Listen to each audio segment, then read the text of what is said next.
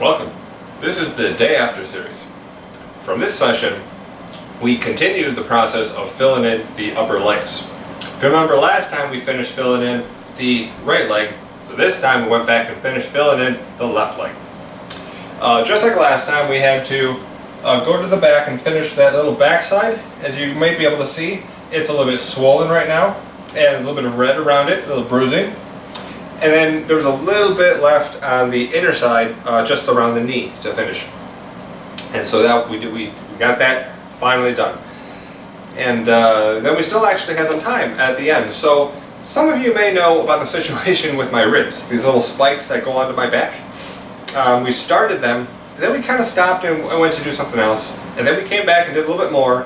Then we stopped and went and did something else. Well, finally, we went back and finally finished the last little part of the ribs that we had to fill in on the back.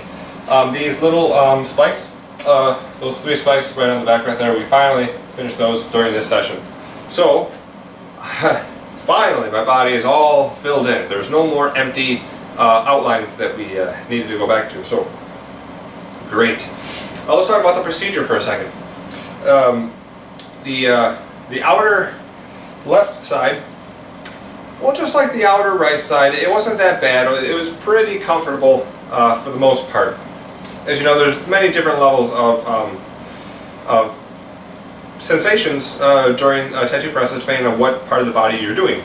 For the most part, it wasn't that bad. I was just laying there pretty calmly while he was doing it.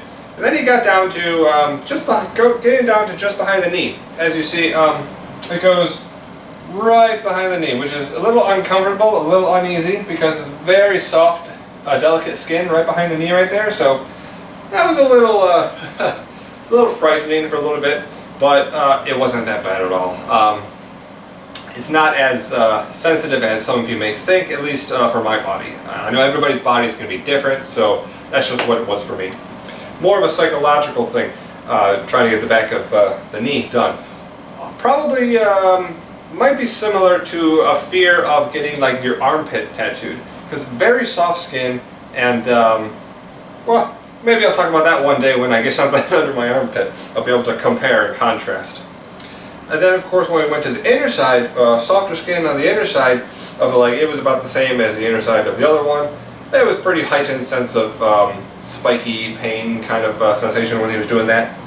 But eventually we finished, and then we kind of took a break.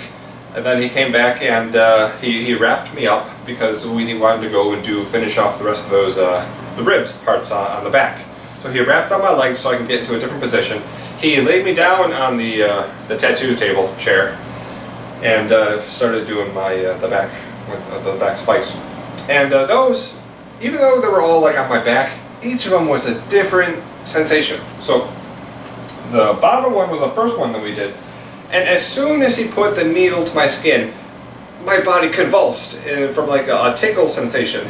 And oh, that was not very fun for either of us, because it was a little bit annoying, you know, because my body kept convulsing when he was trying to tattoo, and my body just kept, you know, shaking from that, and so not very fun. But eventually we got through that one.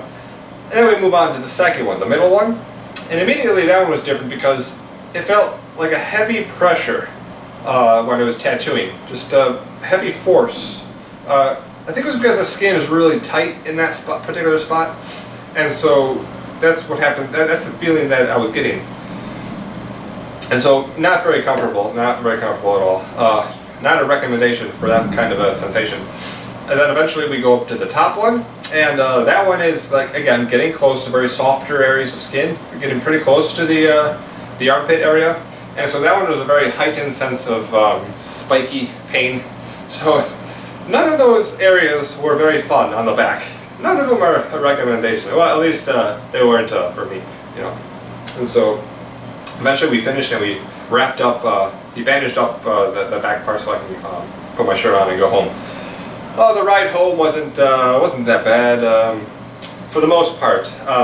The pain and pressure kept building as it usually does on the trip home, and it was a different ride home because I actually had something on my back, which was resting on the back of the chair. So I had that going, but it wasn't as bad as it could have been. It could have been worse. So I'm fortunate for that. But the ride home wasn't so agonizing. So I was able to get home, take off the bandages, and release that pressure and feel a lot better. And of course, as usual, I rehydrated and went to bed. Now, sleeping, I really failed at sleeping. Usually, I'll lay down a clean towel, but usually I'll try to keep the tattoo in the air so we can breathe and just let it rest as best as I could. So I laid down on my stomach because, as you see, there's not much of the tattoo that would have been exposed to the blanket laying on my stomach. But I tried it, and I just couldn't get into a comfortable position at all. Long story short, I caved in and I said, okay, I gotta sleep on my back. As you see, some of that tattoo on the leg is still like on the back side, so that was touching the blanket. And of course, most of the back was on the top of my back was touching the blanket. So, but the only really thing that does is it's not exposed to the air, so it's not breathing, and it wipes away most of the ointment. Now, the only really thing that the ointment is doing two things. It's providing a layer of protection to help to stay away from infection. And the other thing is it's just allowing the healing process to happen quicker. I have in the past had a tattoo and I didn't use ointment at all. I went the complete tribal way, primitive way of not using any medication or ointments, just all natural, letting my body heal the tattoo as it is. Of course, I'm very adamant about staying away from any kind of dirt or dust or whatnot. To minimize my risk of infection. And so, without that layer of protection of ointment, I was still okay during that time when I wasn't using the ointment for that particular piece. And the only really difference is that it takes longer to heal. So that's that.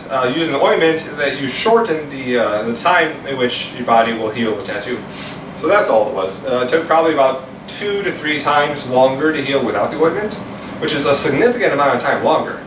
So using the ointment, at least it'll heal up within the couple of days that I have off of work.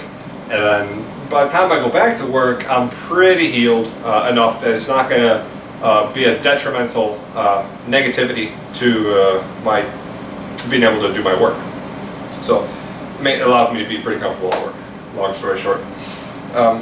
So I got up and you feel the pressure going through as always, and then I go in the shower and I clean the area all nice. And the areas are swollen, and of course these 3 spikes are in like pretty incremental distance between each other, and so the swelling is like a little mountain range, little hilly ranges of swollen skin areas of my body. So it's very interesting when I'm cleaning my area, being very gentle with my hand going over the contour of the swelling. So it's a very interesting experience for these tattoos that I'm getting. And I like that. I like being able to experience all those types of things.